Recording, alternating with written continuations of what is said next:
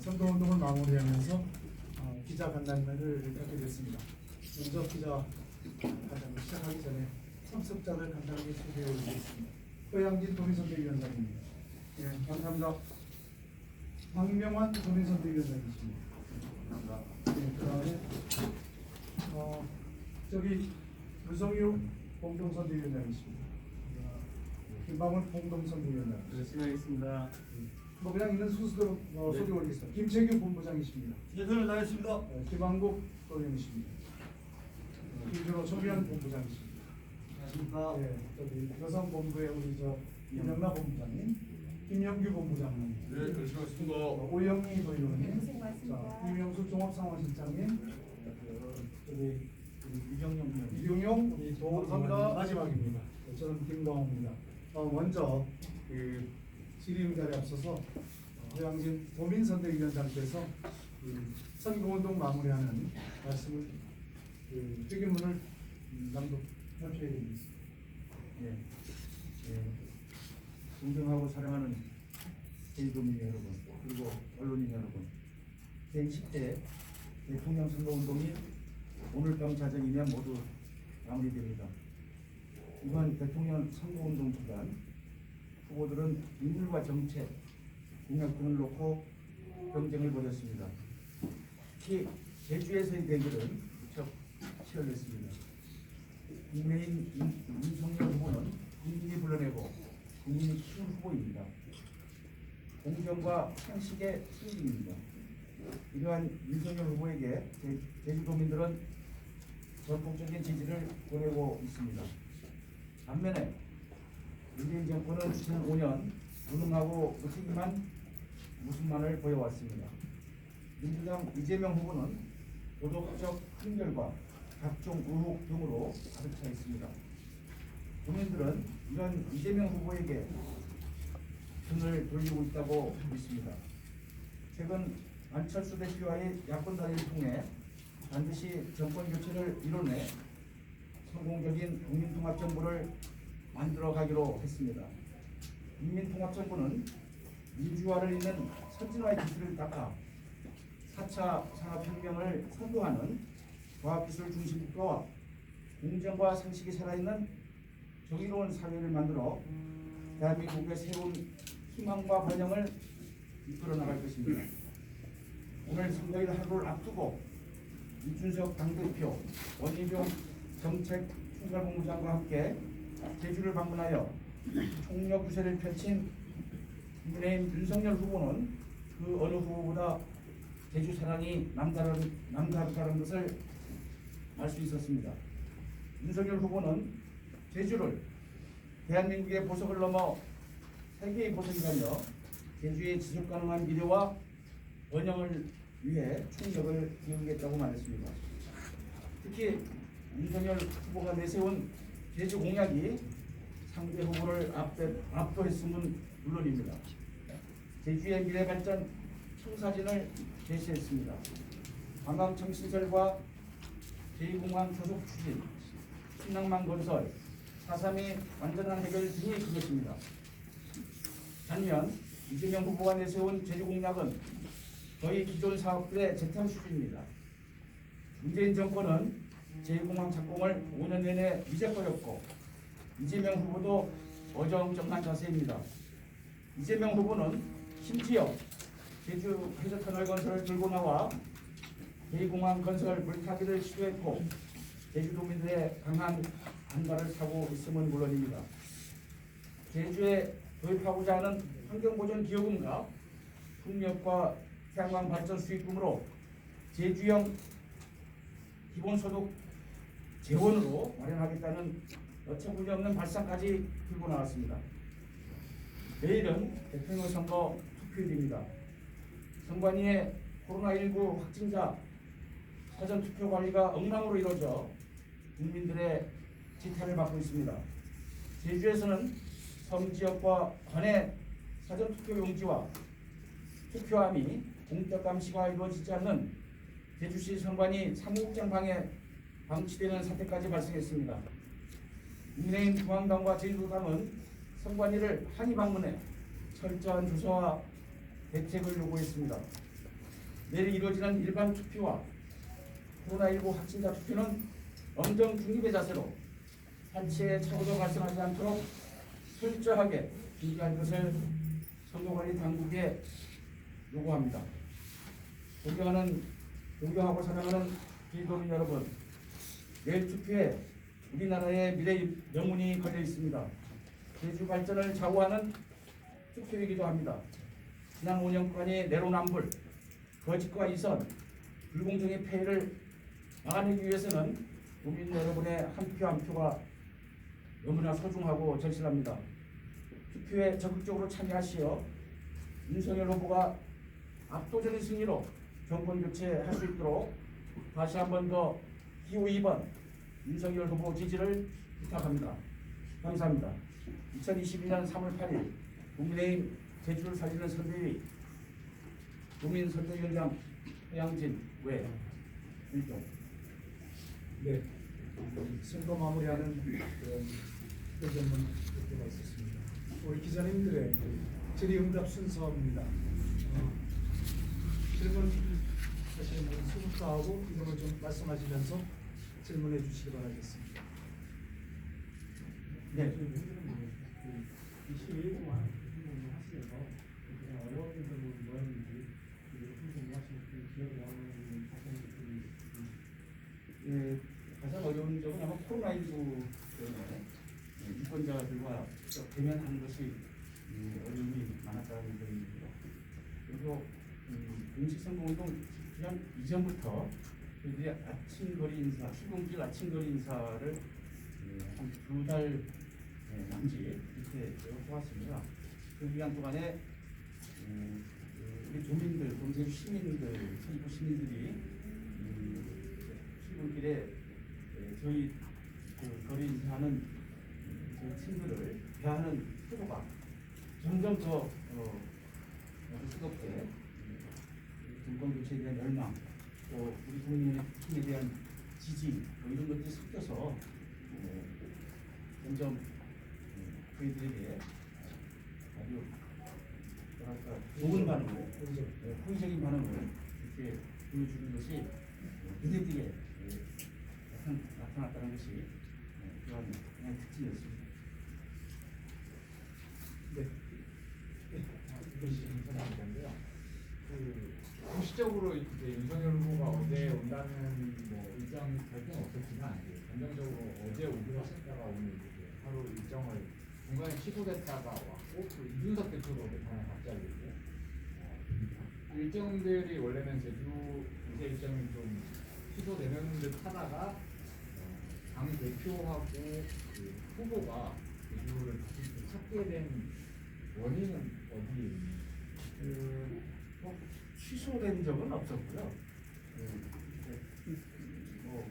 우리가 유세단, 유세본부 하고 또 일정팀하고의 주의하는 과정에서 서로의 그 의견들이 좀 다른 점도 있었고, 사실은 우리 윤석열 후보가 제주에 대한 의견이 있고 지금 꼭 와야 된다고 하는 것이 지난번 그 저희 당 선대위 출정식에서도 말씀이 있으셨고, 그래서 저희 당의 유세본부의 최종 유세 일정은 전날 확정됩니다. 전날 저녁 중에서 확정되는데 결국은 정상적으로 결정이 된 거고요. 특히 우리 후보의 적극적인 의지로 최종 결정이 이루어졌고, 이준석 대표는 항상 지금 후보와 같이 이렇게 유세를 같이 하는 있습니다. 물론 따로 다니는 경우도 있습니다만은 합판에 오면서 같이 동행해서 유세를 많이 하고 있습니다. 오늘도 부산 같이 올라오고 있습니다. 조금 보태면 제주의 봄 기운을 부산을 거쳐서 이렇게 올라가는 구도로 만든 것도. 그 종합사고 시까지 잠깐 말씀드리면 그 전날 중앙선대위 상황 회의에서도 이런 부분들이 이제 저희가 건의사항으로 올라갔습니다. 마지막 날 8일 유세를 제주에서 정권교체 바람을 불러일으켜서 수도권의 정권교체 태풍으로 만들어보자라는 그 컨셉과 캐치프레이즈를 저희 차원에서 이제 올려보냈고, 이게 이제 뭐 그쪽에서 그리고 저에게 많은 기자분들이 전화가 와서 어제 전화 왔는데 제가 항상 말씀드렸습니다. 절대 취소된 것이 아니다. 지금 확정이 안 되는 것이고 유동적이다. 그런 말씀을 지속적으로 했습니다. 그러니까 민주당이 어제 2시에 성급하게 이제 기자회견을 하시고 그에 대한 응비나는 것이 속보로서 아침에 속보로 기관과 행동이었다고 저희들 판단하고 있습니다. 네, 다른 기자님 좀 저기 두 가지를 좀 여쭙겠습니다. 우리 기조 발표문에서 특히 제주에서의 대결이 무척 치열했다라고 하는 이 말 속에는 상당히 여러 가지 함축된 그 감정이라든지 이런 게 좀 포함된 느낌인 것 같습니다. 그래서 혹시 특이한 점이 있으면은 좀 말씀을 해주시고요.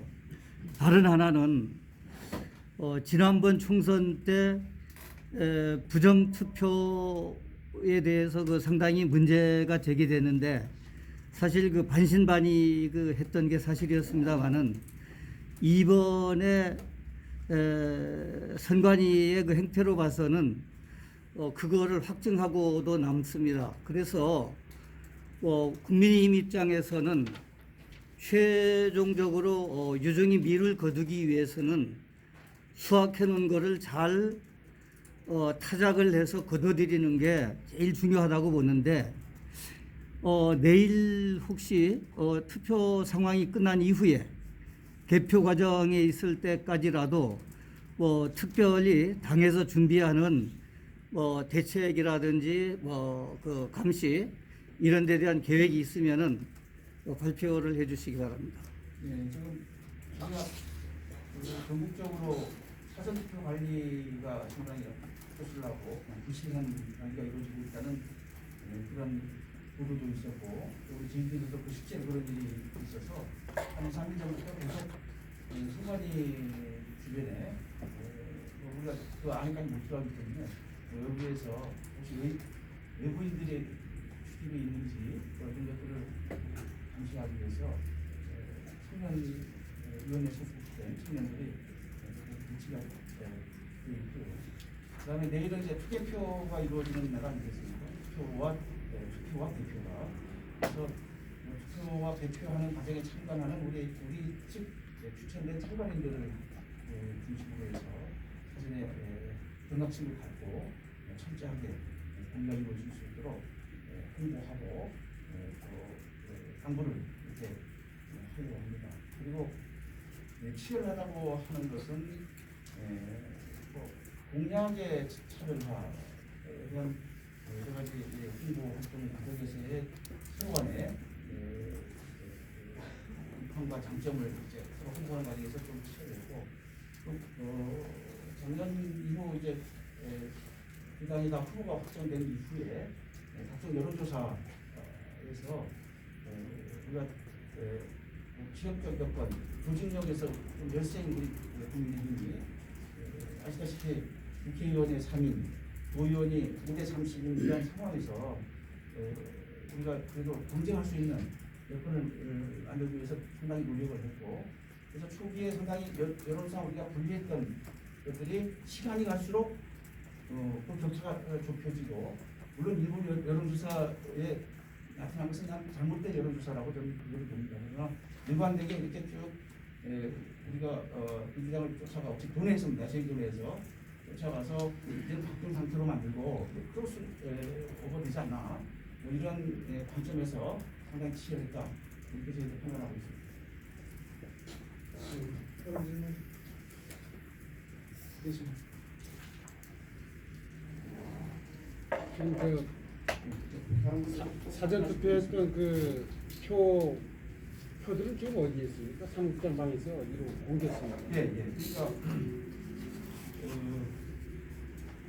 우도에서 우도와 투자도에서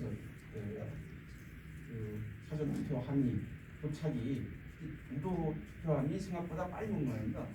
그러면 선관위는 정당 내에서 추천한 참관인, 선거관리 참관인들에게 언제 도착하든 이게 대기를 좀 시키고 오늘 도착하기 때문에 반드시 투표함을 보관수에 넣을 수 있도록 보관 장소에 넣을 수 있도록 언제라도 수시 연락하면 해야 된다는 그런 관리를 하는 겁니다. 그래서 저녁 6시 반에 한다고 해놓고 일찍 도착한 겁니다. 우리에서 오전에 도착한 겁니다. 그러니까 제가 뵀더니 참관인들은 그날 토요일이면 그러니까 이제 놀러 가버리고 이렇게 해서 6시 반 5시간으로 나간 거 아닙니까? 그런데 그 시간 동안 기다리려고 하니까 어떻습니까? 그러니까 제주시 선관위 사무국장 방에다가 집어넣은 겁니다. 보니까 CC 카메라가 없는 거예요. 감시 카메라가. 그런 방에서 있던 것을 저희가 확인을 했고, 또 한 가지는 또 바코드 리딩을 하는 절차가 있는데 바코드 리딩을 하는 룸이 4층의 강당입니다. 강당에도 감시 카메라가 설치가 안 돼 있습니다. 근데 그 상관의 직원들이 가서 이제 그 바코드를 리딩하는데 1시간 정도 작업하고 뭐 하는데 그 작업을 하는데 과정에서 어떤 일이 날지 모르는데 그런 반드시 감시 카메라가 있어서 설치된 방에서 그걸 해야 되는데 그렇지 않았다는 점, 그런 것들이 저희들이 문제가 많다 이렇게 문제 제기를 하고 있는 거예요. 그래서 이 표차가 너무 적게 나오면 이거에 대해서 승부들 서로가 안 할 것 같은데 중앙당에서 무슨 제시나 뭐 그런 게 있습니까? 그거는 뭐 예단할 수가 없습니다. 다른 질문 계십니까? 네. 이주영 기자인데요.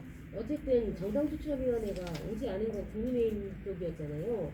그럼 추천을 하실 때 그분의 거주지 뭐 이런 거 좀 그런 거를 확인하신 다음에 하셔야 되지 않나 저는 이런 생각을 해보거든요. 근데 우리는 추천만 할 뿐이지 그분을 관리할 수 있는 권리가 없습니다. 관리를 하라는 게 아니라 뭐 그분이 오시지 않은 이유가 있었잖아요. 이상인데 좀 황망한 대답이었는데 뭐 그런 거를 다 전부적으로 고려를 해서 어쨌든 간에 그게 옮겨지지 못한 건 이쪽 정당 추천위원 때문이었거든요. 근데 그게 어느 쪽 정당 추천위원이 안 하기 때문에 한다고 하는 말을 하는 선관위원도 문제입니다. 선관위도. 그건 정당 추천에 상관없는 겁니다. 아니죠. 일단 우리가 추천을 하면 선관위가 관리하고 선관위가 그 주의를 얘기하고 관리를 이렇게 해달라고 매뉴얼을 주는 겁니다. 맞습니다. 매뉴얼을 주는 건 맞는데 그러면 우리가 관리하는 것이 아니죠. 우리가 선관위를 어떻게 하는 저렇게 관리하면 안 되죠. 그거는 선관위가 됐잖아요. 그런 것도 배려를 하셔서 추천해야 되는 거 아닙니까? 가능한 사람이요? 아닙니다. 아닙니까? 선관위가 반드시 관리를 해야 됩니다. 그분에 대해서는.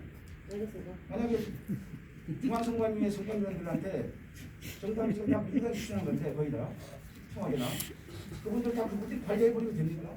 그럼 자질이 없는 거 아닙니까? 집이 멀어서 못 왔다는 거? 아니 그건 모르겠는데 뭐 선관위에서 집이 어딘지 모르겠는데 집이 어디면 좋아? 파악하는 건 아니고요. 선관위에서 이러이러한 절차 일정이 있으니 어떻게 하십시오 하고 사전 고지를 해야 되는 거 아닙니까? 집이 멀었다지 않습니까? 거기서 집이 멀었다는 얘기는 어디서 나온 얘기인지 모르겠는데 우선 그 중요한 거는 뭐냐 하면 이 투개표 업무를 진행함에 있어서 이 타임 스케줄을 선관위가 다 알고 있는 겁니다. 선관위 쪽에서 저희한테 통보를 해주질 않습니다.